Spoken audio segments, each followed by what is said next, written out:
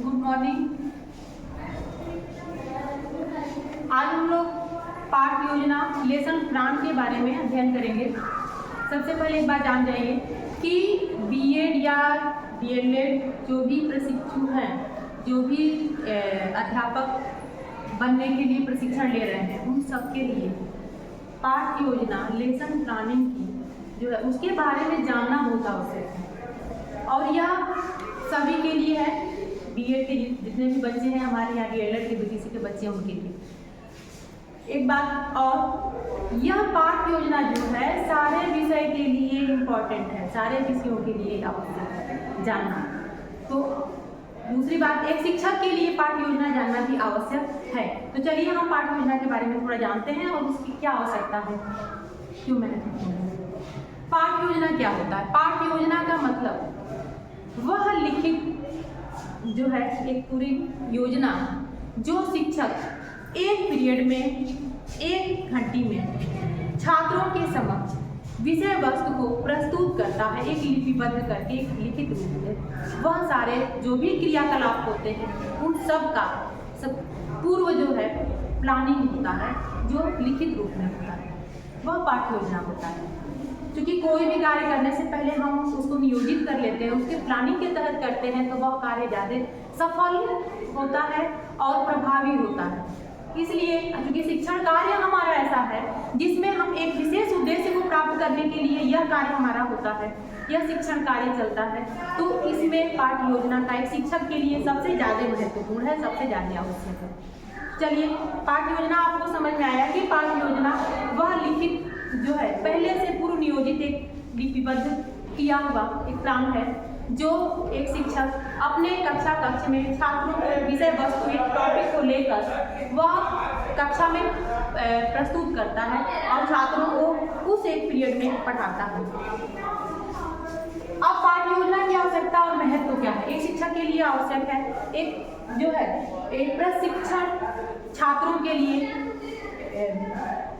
आवश्यक है, छात्राध्यापक एवं छात्राध्यापिकाओं के लिए आवश्यक है।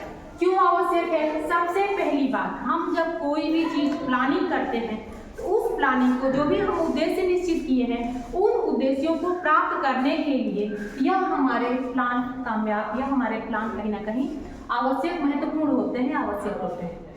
यानी कि जो भी हमें निश्चित, जो भी हमारे उद्देश्य प्राप्त करने हैं, उन उद्देश्यों को प्राप्त करने में यह विशेषकर इसकी इम्पोर्टेंस है, इसकी आवश्यकता और महत्व है। क्योंकि किसी भी लक्ष्य को पूरा करने के लिए हमें उसके पहले से ही उस लक्ष्य के अनुसार हमें प्लानिंग करनी पड़ती है, उसकी पूरी नियोजित करनी पड़ती है। ठीक है। दूसरी बात कि इससे एक शिक्षक को क्योंकि प्लान के तहत जाता है तो उसमें वही क्रियाएं प्रतिक्रियाएं या वही वह क्रिया प्रतिक्रिया करता है जिसकी आवश्यकता होती है, या जिस विषय वस्तु को उसे प्रस्तुत करना होता है या छात्रों को सिखाना होता है। अन्य चीजें हमारे जो कभी कभी शिक्षक बिना प्लानिंग के पढ़ाते समय अन्य हमारे समय बेकार के भी चले जाते हैं कि हम किसी और चीज में ज़्यादा बताने लगे या अन्य चीजों को बताने लगे जिसमें कि हमारा समय जाता है।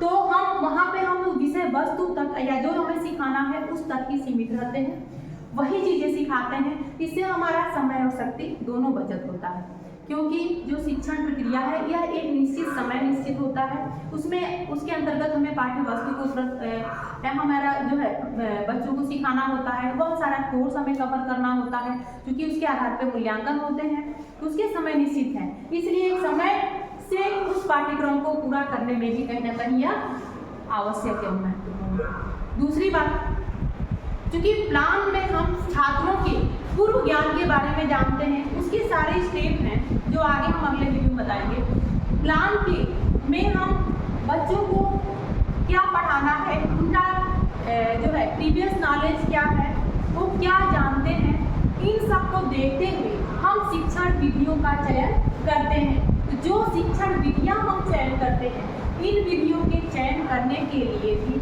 एक पाठ योजना का निर्माण करना शिक्षक के लिए आवश्यक होता है। शिक्षक के लिए वो शिक्षण विधियाँ, कौन सी शिक्षण विधि चुने, कौन सा विधि के माध्यम से हम विषय वस्तु प्रस्तुत करें, यह भी प्लान में हम निश्चित करते हैं। तो इसके लिए भी प्लानिंग करना आवश्यक है।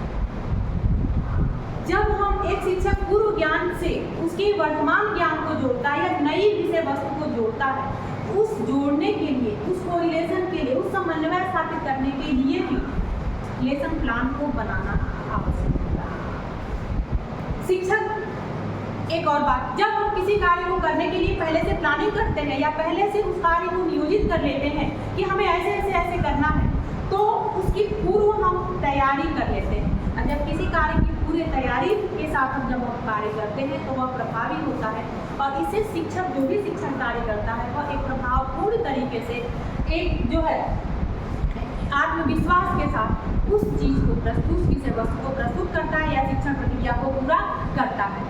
इस प्रकार अभी तक आपने जो देखा कि एक शिक्षक के लिए या एक प्रशिक्षु के लिए पाठ योजना के बारे में जानना या पाठ योजना का निर्माण करना क्यों आवश्यक है, क्यों उसका क्या इम्पोर्टेंस है, उसकी क्या नीड्स हैं, ये हमने आपको बताया इस वीडियो में। आई होप आप लोगों को समझ में आया होगा जो हमने अभी समझाया आपको। और जो भी आपको इसमें कोई भी समस्या आए या कुछ भी समझ में ना आए तो आप आगे आप कमेंट बॉक्स में डाल सकते हैं और आगे अगले वीडियो में हम आपको समझा सकते हैं। ठीक है, थैंक यू बच्चों।